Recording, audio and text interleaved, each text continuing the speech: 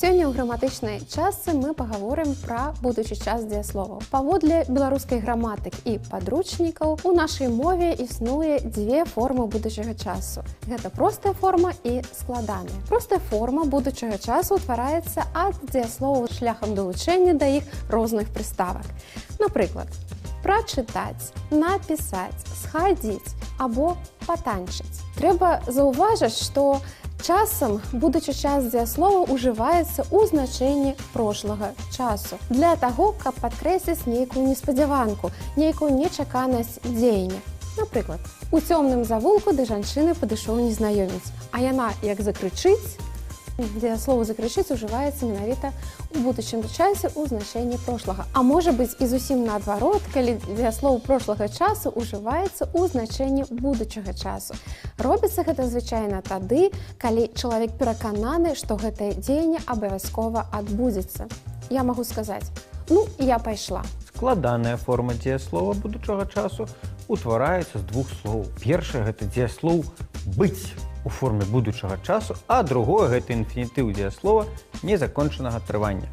Буду чытаць, буду пісаць, буду размаўляць, буду танчыць. Часам у заходняй Беларусі можна таксама сустрэць формы буду пісала, буду танчыла, утвораныя пад уплывам польскай мовы.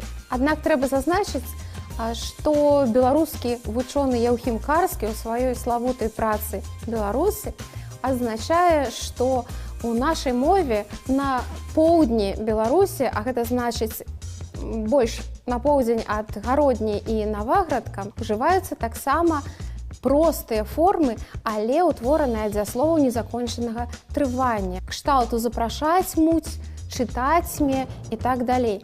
І Карскі аспрэчвае украінскае паходжанне гэтых формаў і лічыць, што гэта такая арэальная беларуска-украінская з'ява. Дарэчы, формы кшталту названых ва ўкраінскай мове дагэтуль лічацца нарматыўнымі.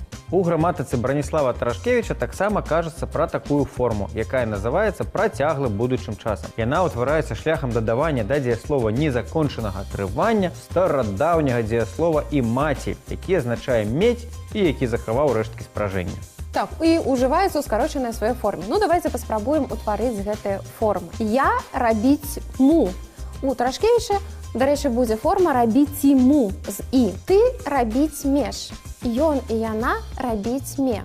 Мы рабіць мем, вы рабіць мяце. Звярніце ўвагу на тое, што ў гэтым слове націск падае на апошні склад і ўтвараецца ці з'яўляецца якані, а яны рабіць муць. Такія формы вельмі папулярныя у розных народных павучаннях. Як рабіць меж, так і мець меж. А як піць меж, то нічога не мець меж. Гэтыя формы вельмі любілі класікі нашай літаратуры. Напрыклад, Якуб Колас, Кузьма Чорны, Аркадзь Куляшоў, Рыгор Барадулін. У дзядзькі Рыгора можна прыгадаць таксама такія радкі: трываць мне на зямлі каменны век, пакуль на сэрцы камень носіць чалавек. Трэба сказаць, што гэтыя формы працяглага будучага часу былі скасаваныя ў савецкі час у 30-е гады ў рэчышчы барацьбы з так званай нацдэмаўшчынай. Але да сёння яны ўжываюцца на поўдні Беларусі і таксама вельмі шырока выкарыстоўваюцца ў літаратурных творах.